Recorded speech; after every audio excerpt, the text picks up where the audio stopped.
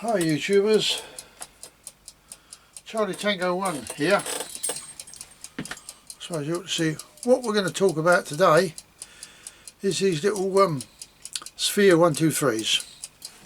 Again, I'm going to treat this as part one because I'm not sure. All I've got is I get half an hour for each video. There's been a lot of confusion amongst people on YouTube. Oh sorry, yeah, this is the 27th of December 2016. I've been looking at quite a few and they seem to be a little bit confused regarding in relation to these little stoves. It appears some of them are getting quite confused.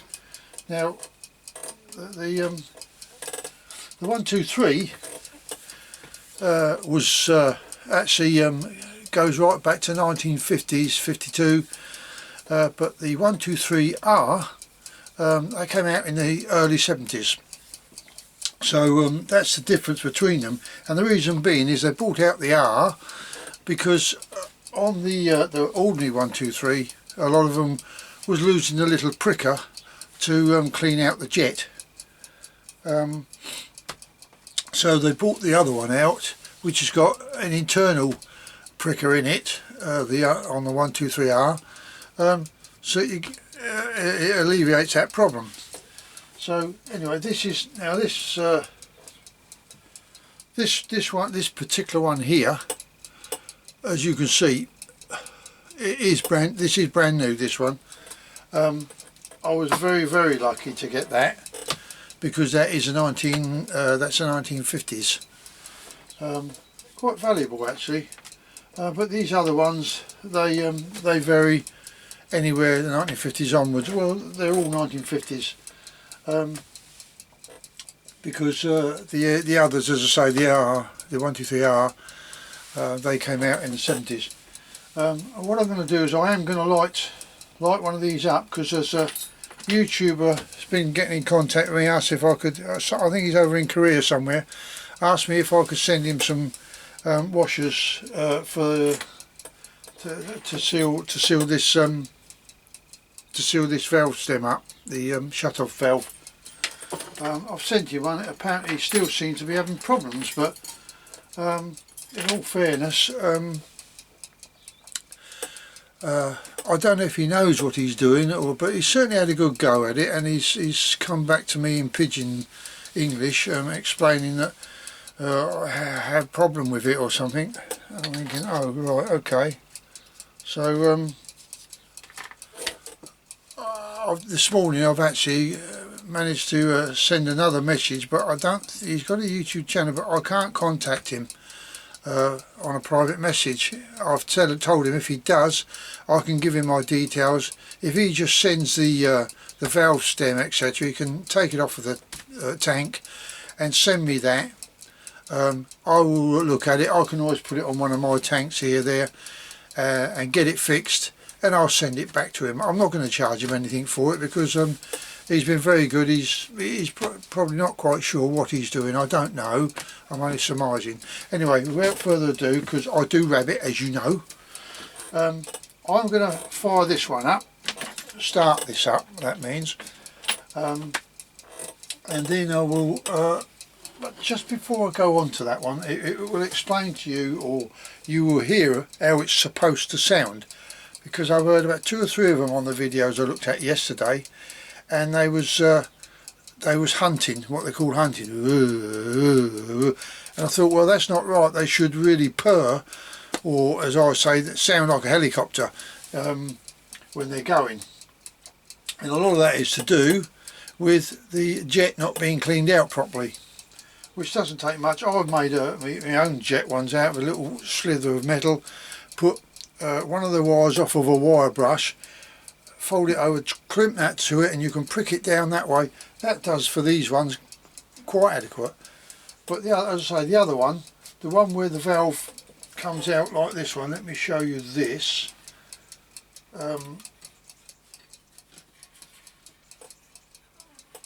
Let me get there. I don't know if we can see that, can we?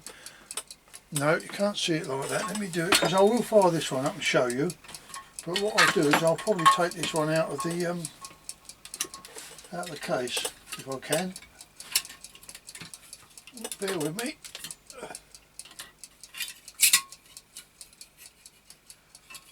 There we go.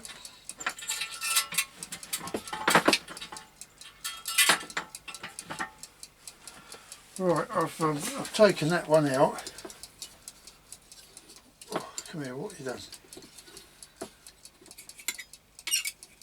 That's it. Oh.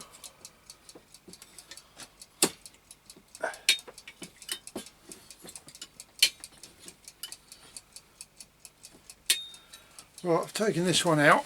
Sorry about my back there. That's heat plate. Now this is the Optimus 8R.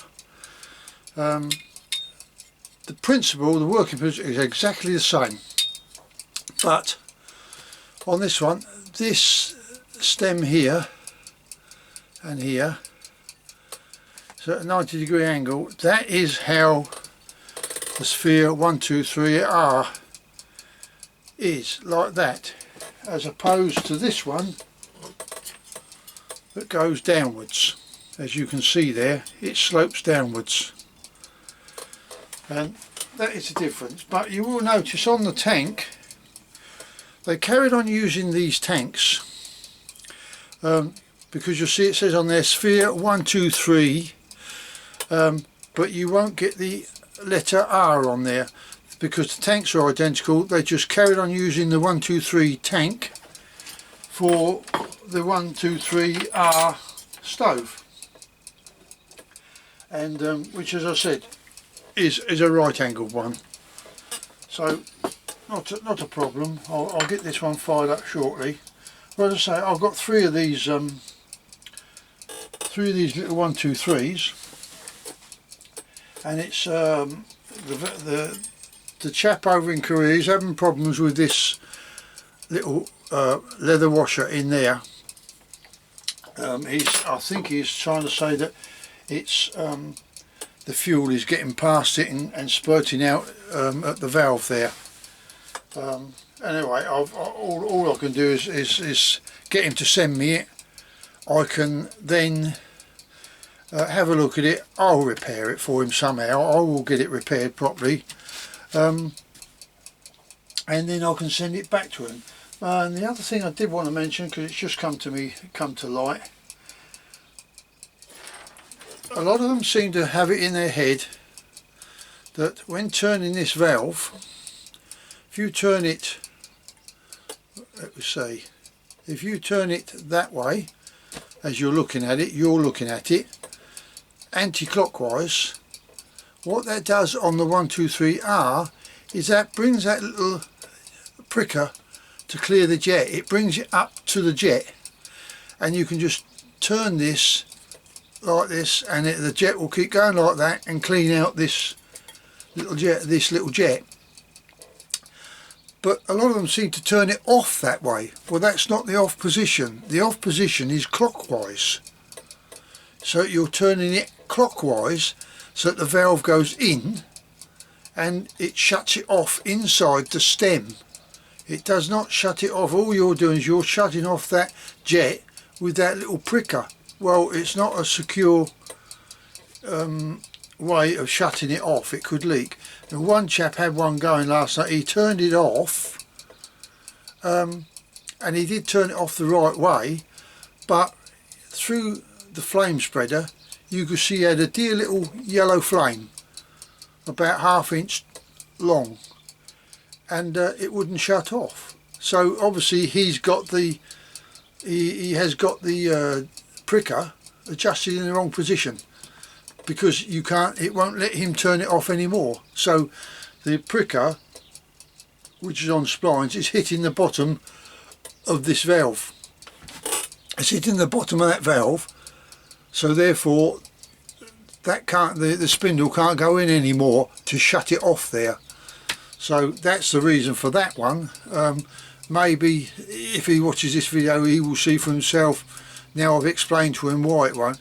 And the other thing I do, when I've turned it off and finished with it, I just crack this undone, just loosen it off to take the pressure out of the tank before putting it away for storage. Otherwise that pressure is going to stay in there for quite a while, and it's not going to do any good having it under pressure sitting there around for months. So just crack that undone, you'll hear it just go psss. Take that out, then just nip it up gently, not too tight, so otherwise you're just going to mess up the rubber washer there.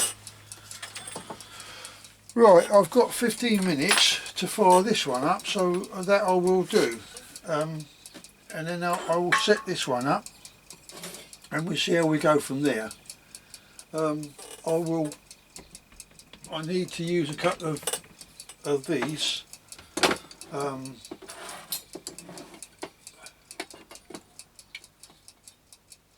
maybe one might do it, I don't know. So look.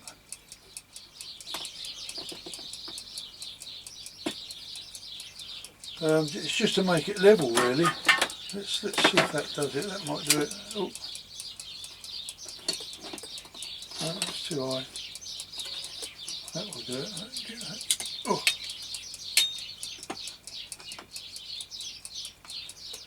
No, I'll put two in there just to keep that steady.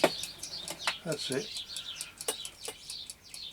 And then you will see how that one goes. I've just put a little bit of fuel in each one, so we know where we're at. I'll just uncrack this a bit and then put it back up.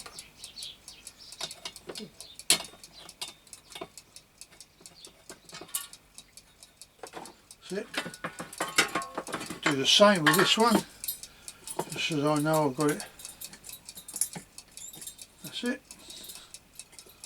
So here we go, I'll just show you again.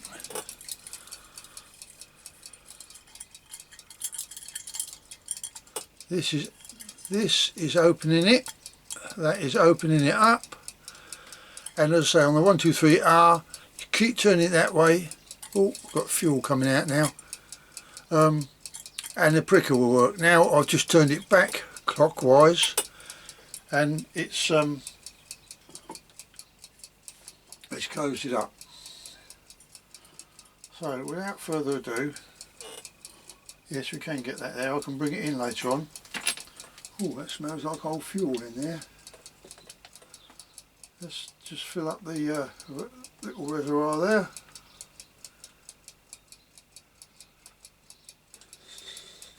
Now the other thing to do, I can, let's get the lighter going. The lighter here.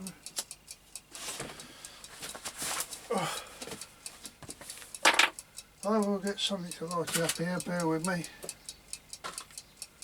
That'll do it, right?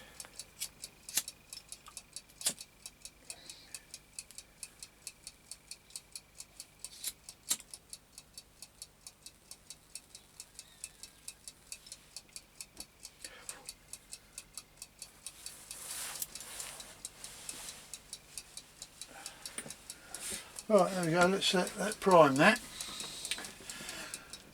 Now I'll turn the lights out so that we can see better, bear with me.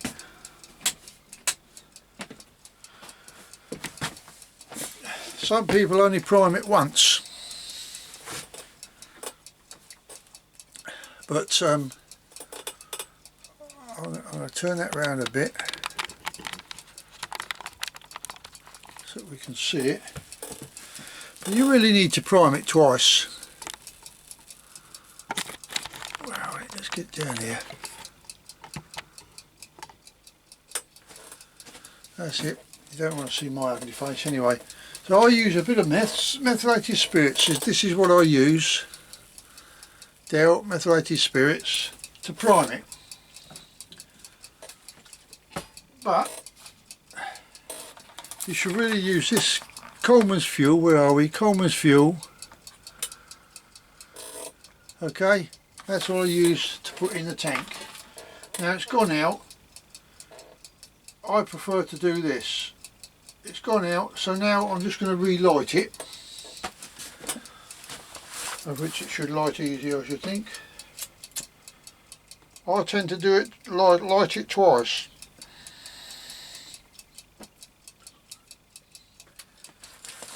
That way, you know, you're making sure it's priming, because a lot of people, they seem to be eager about turning this valve. As soon as they light it like that, straight away they're fiddling around opening the valve up. Well, you've not given that you've not given the shaft time to warm up really well, and in turn it warms the tank, and that in turn vaporizes the fuel.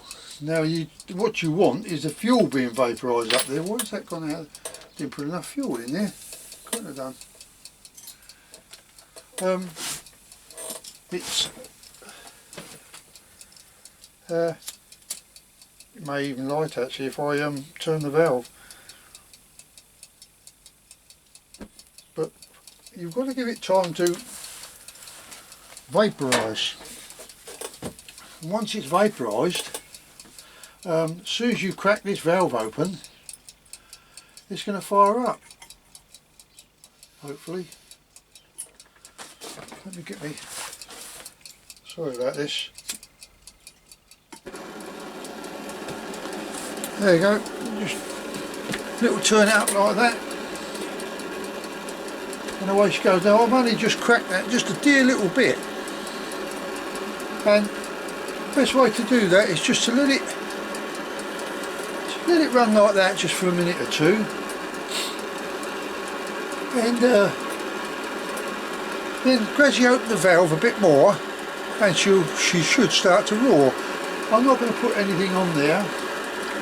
Now the flame is still a little bit yellow there, but it's blue underneath. That's only because it's not fully open yet, and it has the vaporization will get even better because it's sucked up by the wick. So that's that one going. Now the flame spreader bell on the top, that's glowing red already, as you can see. So what have I got? I've got to about 8 minutes left, so take that off if it's too hot there. Now let's turn it up a little bit more now. There you go. Now that's what you call an helicopter. And that's how they should run, like that. And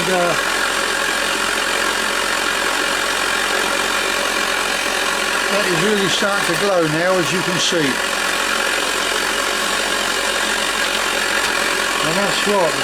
Oh.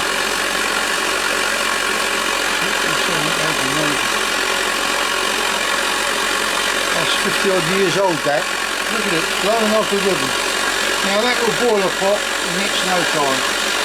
And the beauty about these is you can control these flames. Look, they're right down low now, and I can even turn it lower, so it's just coming through the jet like that. But that will make it sooty. That's even lower. Let's just going to burn that soot off,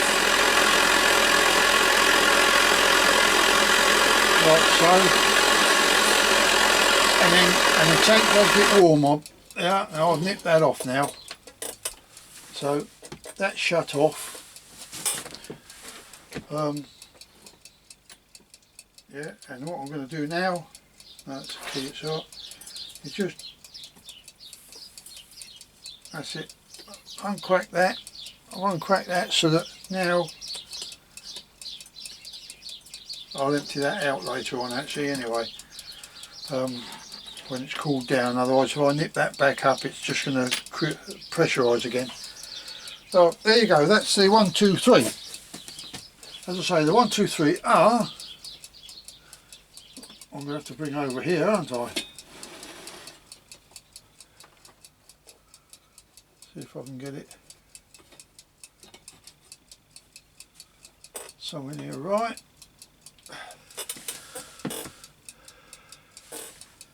Right, I'm going to call that part 1, and I'm now going to fire this one up on part 2 in a minute. So bear with me, and I'll bring you back shortly.